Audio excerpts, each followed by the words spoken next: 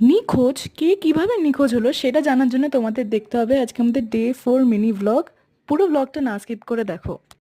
আজকে তো আর আমাদের মর্নিং ওয়াকে যাওয়া হয়নি, তাই একটু পরেই ঘুম থেকে উঠে মা বাবার সাথে বসে বসে গ্রিন টি খাচ্ছিলাম, আর দাদাও আরেকটু পরে উঠেছে বলে সাফাই গাইছিল। তো তারপর আবার কফি খেলাম, মানে গ্রিন টির পর কফি।